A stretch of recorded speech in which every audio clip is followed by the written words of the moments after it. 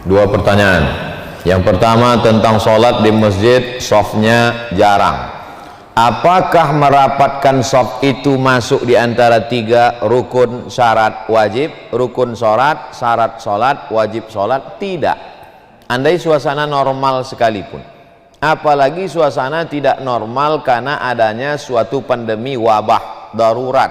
Oleh sebab itu Al-Azhar Mesir mau menunjukkan dua fatwa, satu fatwa secara teori, satu fatwa secara amali. Maka di bulan Ramadan kemarin dilaksanakan sholat Qiyamul Lail di Masjid Al-Azhar Kairo Mesir dengan berjarak, untuk menjelaskan kepada umat, kami tidak hanya teori tapi langsung amali, tatbiki, menunjukkan, mengamalkan. Nih sholat berjarak di Universitas Al-Azhar, bisa dicari videonya di YouTube. Buat di situ sholat, tulis Qiyamul Lail Ramadan Al-Azhar, nampak tulisan berjarak, untuk menunjukkan bahwa sholat berjarak ini sah. Di Masjidil Haram juga dilaksanakan secara berjarak. Cuman yang jadi masalah kadang jamaah ini begini, kalau AC-nya rusak dibawanya ke tukang AC, kalau mobilnya rusak dibawanya ke bengkel. Tapi kalau agama dia lebih suka berfatwa sendiri. Apa yang terjadi pada masyarakat ini? Tak percaya dia sama ustadz, tapi waktu dia naik pesawat percaya dia sama pilot. Belum ada penumpang itu diketuknya pintu pilot, tanya mana kopling sama rem tangannya. Percaya dia sama pilot, tapi sama ulama, sama ustadz tak percaya. Padahal kita ini disuruh ati Allah Ta'ala kepada Allah, wa ati'ur Rasul Ta'ala kepada Rasul, wa ulil amri. Ulil amri di situ ulama. Ulil amri, ulama. Tengok tafsir Ibnu Katsir, Imam Abul Fida Ismail Ibnu Katsir, Tafsir Al-Quranil Azim. Oleh sebab itu kalau sudah ulama di Al-Azhar mengatakan sholat berjarak sah, ulama di Saudi Arabia mengatakan sholat berjarak itu sah, laksanakanlah. Kenapa ragu juga lagi? Adapun masalah khawatir, ragu, saya ini Pak Ustadz ragu saya ke masjid ini kena COVID. Seingatku kau tak ada COVID, memang tak pernah ke masjid.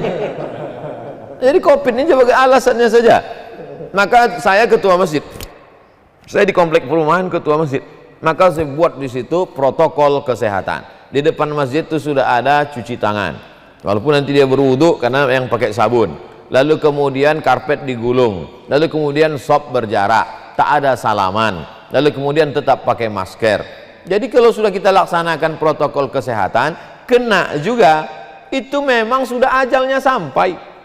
Orang ini kalau memang sudah lantamu tanapsun, orang tak akan mati hatta tastakmila rizqaha wa ajalaha. Orang kalau mati itu ajalnya sampai. Setengah mati COVID itu mengganggu, kalau tak sampai ajal tak mati. Tapi kalau sudah sampai mati, minum kopi pun orang mati. Oleh sebab itu maka iman ini mesti kuat. Kalau iman kuat, imun naik. Kalau imun naik, COVID itu ada kekebalan tubuh pada diri kita ini. Nanti kalau saya teruskan bicara masalah kesehatan ini, didengar sama dokter, man takallama fi ghairi fannihi atabil ajaib. Siapa yang bicara bukan pada bidangnya, ngomongnya ajaib-ajaib. Oleh sebab itu maka kita ini mensikapi COVID ini tetap ikhtiar. Itu Ahlus Sunnah wal Jamaah. Kalau ada berserah diri aja, aku terserah aja lah Pak Ustaz, itu Jabariyah, itu halul bid'ah. Kalau ada pula orang yang menafikan takdir, itu namanya Qadariyah, Mu'tazilah. Nanti diluruskan Dr. Amar Adli yang lama mendalami Mu'tazilah.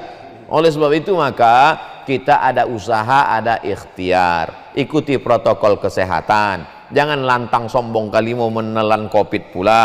Nah, tetap kita laksanakan. Ini tentang masalah sholat berjarak, itu sudah dua arah, Mesir dan Saudi Arabia menyatakan sah. Yang kedua, tentang masalah khamar, masalah alkohol itu najis atau tak najis. Dua fatwa ulama tentang alkohol.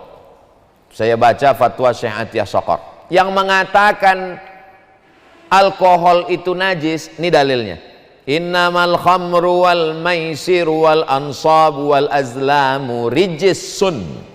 Sesungguhnya khamar, judi, wal ansab menyembelih binatang untuk berhala, sajen, wal azlam mengundi nasib, rijsun najis. Itulah dalil ustadz-ustadz yang berceramah, jangan pakai parfum, pakai alkohol, itu najis. Jangan kalian pakai alkohol, itu najis. Itu dalil dia. Rijsun, karena khamar itu najis. Dibantah oleh Syekh Atiyah Sokor. Kata Syekh Atiyah Sokor, khamar tak najis. Mana dalilnya? Innamal khamru, ayatnya sama, tapi pemahamannya beda. Innamal khamru, sesungguhnya khamar, alkohol, wal maisir, judi, wal ansab, menyembelih binatang untuk berhala, wal azlam, mengundi nasib, rijsun, najis, bukan najis aini, bukan bendanya itu najis, tapi najis maknawi. Sama macam kita benci sama orang, najis aku nengok kau, berubah dia jadi babi rumahnya, kan tidak. Maksudnya kita benci perbuatannya. Yang najis itu perbuatan kau minum khamar, itu najis. Berjudi, itu najis. Menyembelih binatang untuk berhala, itu yang najis. Bukan najis aini. Didukung oleh hadis Nabi, ketika turun ayat ini, mereka menumpahkan khamar ke jalan-jalan Madinah. Innamal khamru wal maisiru wal ansab wal azlamu rijsum min amali syaitan fajtanibu, jauhilah perbuatan setan. Najis, perbuatan setan, jauhi. Mereka tumpahkanlah khamar ini ke jalan-jalan kota Madinah. Dan jangan lupa, waktu itu Masjid Nabawi belum pakai semen, dan mereka banyak yang tak bersandal. Mereka menginjak khamar yang kering itu, masuk mereka ke Masjid Nabawi, mereka sholat.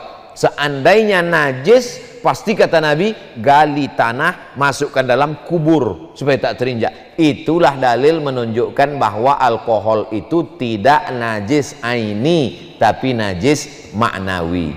Nah, begitu juga dengan beberapa fatwa yang saya baca yang dikeluarkan ormas. Untuk lengkapnya saya punya di rumah, sampulnya warna biru. Fatwa Majelis Ulama Indonesia dari tahun 1907 sekian sampai tahun sekian. Itu penting untuk edukasi anak-anak cucu keluarga kita. Kita punya perpustakaan pribadi, kalau tafsir, hadis, ada pula fatwa. Itu terkait dengan yang ragu cuci tangan hand sanitizer dengan alkohol, maka tak perlu ragu sedikit pun dengan fatwa ini. Wallahu a'lam bishawab.